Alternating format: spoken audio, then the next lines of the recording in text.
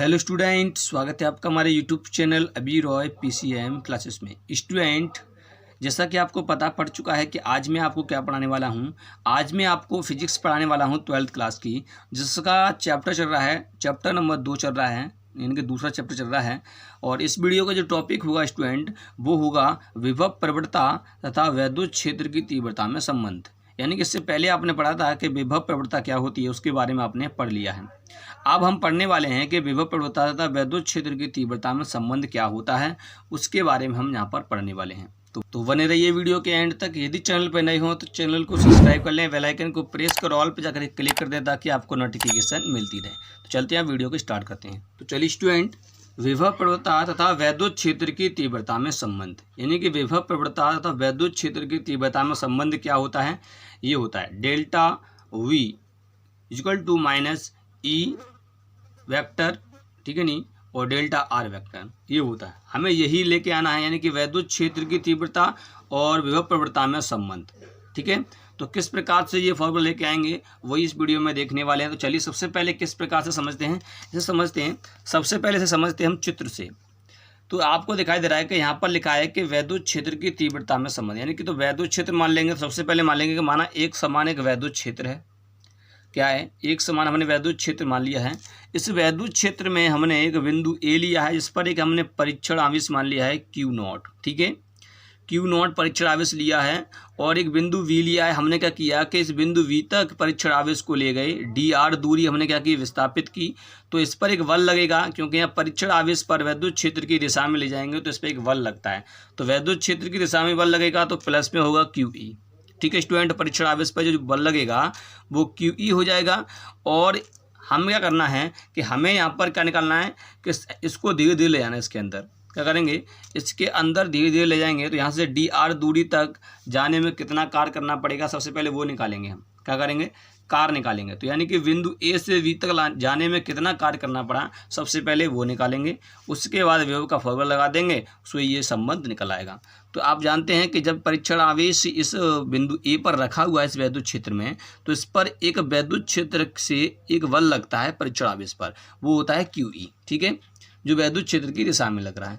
हमें अगर ना है कि इस परीक्षण आवेश को धीमे धीमे ले जाना है इसके अंदर, तो क्या करेंगे, इसके विपरीत यानी कि बाह्य बल लगाएंगे। क्या लगाएंगे, एक बाह्य बल लगा देंगे। यहाँ पर एक बाह्य बल लगाएंगे जो इस पर क्या करेगा, इस परीक्षण आवेश पर वैद्युत क्षेत्र की दिशा के विपरीत बल लगाएगा। ठीक है, तो उससे हम क्या करेंगे कि यहाँ पर बिंदु वी तक हम क्या निकालेंगे, कार्य निकाल लेंगे। फिर क्या करेंगे, विभव निकालेंगे, और उससे क्या कर देंगे, हम ये वाला संबंध निकाल देंगे। यानी कि ठीक है, तो चलिए सबसे पहले क्या करेंगे, सबसे पहले निकालेंगे हम कि बिंदु ए पर रखे परीक्षण आवेश पर, यानी कि प्लस क्यू आवेश पर लगने वाला बल, यानी कि प्लस क्यू आवेश पर वैद्युत क्षेत्र की विपरीत दिशा से लगने वाला बल। तो सबसे पहले क्या करेंगे, हम इस परीक्षण आवेश पर हम क्या निकालेंगे, बल निकालेंगे। यानी कि परीक्षण आवेश पर कितना हम बल लगा रहे हैं, यानी कि बाह्य बल कितना है वो निकालेंगे। तो बाह्य बल निकालने के लिए क्या करेंगे, इन विपरीत जा रहे हैं तो विपरीत जाने के लिए क्यों माइनस में आएगा, किस में आएगा, माइनस में। और वैद्युत क्षेत्र की दिशा में जाएंगे तो किस में रहेगा, प्लस में रहेगा बल। ठीक है, तो इसके विपरीत लेंगे बल तो क्या में आएगा, माइनस में। तो चलिए आप देख सकते हैं कि मैंने यहाँ पर वही लिया है कि यानी कि प्लस क्यू नॉट आवेश, यानी कि प्लस क्यू नॉट आवेश पर लगने वाला जो बल है, यानी कि बाह्य बल है, वो कितना है, माइनस क्यू ई होगा। तो चलिए यहाँ पे हमें क्या निकालेंगे, सबसे पहले निकालेंगे प्लस क्यू नॉट आवेश पर वैद्युत क्षेत्र की विपरीत लगने वाला बल, यानी कि वैद्युत क्षेत्र के विपरीत। यानी कि वैद्युत क्षेत्र इस प्रकार है और इस पर बल लग रहा है, उसी की दिशा में लग रहा है, परंतु इसके विपरीत हमने जो बल निकाला है बाह्य बल, कितना है, वो है हमारा एफ बाह्य बल बराबर होता है माइनस क्यू नॉट ई। ये बल निकल के आएगा। आप क्या करना है, हमें अब हमें निकालना है कि बिंदु ए से वी तक ले जाने में किया गया कार्य। हमें क्या निकालना होगा, कार्य निकालना होगा। तो कार्य कितना होगा, चलिए, यानी कि बिंदु ए से बी तक ले जाने में जो कार्य होगा, कार्य निकाल लेते हैं। उसके बाद निकालेंगे हम विभव। तो सबसे पहले निकालते हैं कार्य, यानी कि बिंदु ए से बी तक ले जाने में किया गया कार्य। आपको पता है कि डी आर दूरी है, और डी आर दूरी हम विस्थापित कर रहे हैं, तो कितना कार्य करना पड़ेगा। तो सबसे पहले कार्य निकालते हैं। तो चलिए स्टूडेंट, अब निकालेंगे हम प्लस क्यू नॉट आवेश को बिंदु ए से बी तक डी आर दूरी तक ले जाने में किया गया कार्य, यानी कि ए से बी तक ले जाने में कार्य। यानी आपको चित्र में दिखाई दे रहा है कि यहाँ पर आपका बिंदु ए है और यहाँ पर बिंदु बी है, और डी आर दूरी तक ले जाने में कितना कार्य करना पड़ेगा वो निकालेंगे। अब कार्य क्या है कि हमें कार्य करना पड़ेगा, तो हमने बल निकाला था, तो यानी कि विपरीत बल था, यानी कि जो कार्य निकल के आएगा वो भी क्या निकल के आएगा, माइनस में निकल के आएगा। क्यों निकल के आएगा? क्योंकि बल जो है वो माइनस में आ रहा है, इसलिए यहाँ पर जो कार्य निकलेगा वो भी माइनस में निकल के आएगा, यानी कि ऋणात्मक मान होगा उसका, क्योंकि वैद्युत क्षेत्र की दिशा की तरफ ही तो हम आवेश को ले जाएंगे, धीरे धीरे ले जाएंगे, ठीक है ना स्टूडेंट।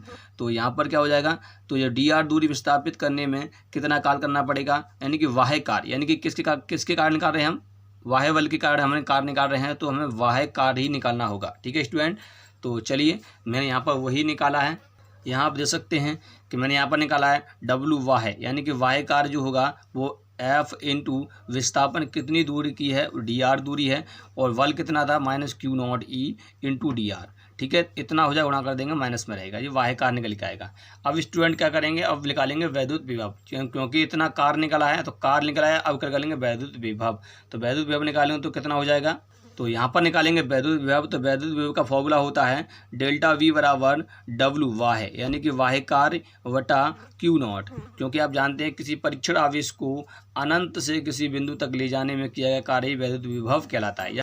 तो डब्लू वाह्य बराबर क्यू नॉट हो जाएगा, ठीक। तो यहाँ पर आप जानते हैं वाह्य कार्य आपने निकाल लिया है, कितना निकाला था, minus Q not E D R हो जाएगा, और बट्टे में क्यू नॉट है तो क्यू नॉट से क्यू नॉट कट जाएगा, जब कट जाएगा तो माइनस का हो जाएगा ई डी आर। स्टूडेंट आपको यहाँ पर लग रहा था कि माइनस कहाँ से आएगा, मैंने आपको बोला था, यानी कि विभव प्रवणता जब मैंने आपको टॉपिक पढ़ाया था उसमें मैंने आपको बताया था कि माइनस लग के आया था। वो क्यों लग के आया था, क्योंकि इसके विपरीत हम बल लगा रहे हैं, यानी कि वैद्युत क्षेत्र के विपरीत हम बल लगा रहे हैं, इसलिए वहाँ पर जो माइनस लग के आ रहा है, और इसका विभव का मान जो है वो किस प्रकार है, घट रहा है। आप इस ऐसे भी कह सकते हैं कि विभव दूरी के सापेक्ष क्या हो रहा है, घट रहा है, इसलिए यहाँ पर माइनस आया है, ठीक है स्टूडेंट। तो यहाँ पर बल लगा रहे हैं तो विपरीत लगा रहे हैं, तो विपरीत बल लगाएंगे तो विपरीत ही कार्य निकल के आएगा, यानी कि माइनस में कार्य निकल के आएगा। जब माइनस में कार्य निकल के आएगा तो विभव क्या हो जाएगा, माइनस का हो जाएगा, इसका मतलब विभव भी क्या हो रहा है, घट रहा है, इसलिए यहाँ पर माइनस लग के आ रहा है, ठीक है स्टूडेंट। तो ये हो जाएगा डेल्टा वी बराबर माइनस ई डी आर, ठीक है। यहाँ पर आप क्या करेंगे, सदिश रूप में लिखेंगे तो क्या हो जाएगा, ये हो जाएगा,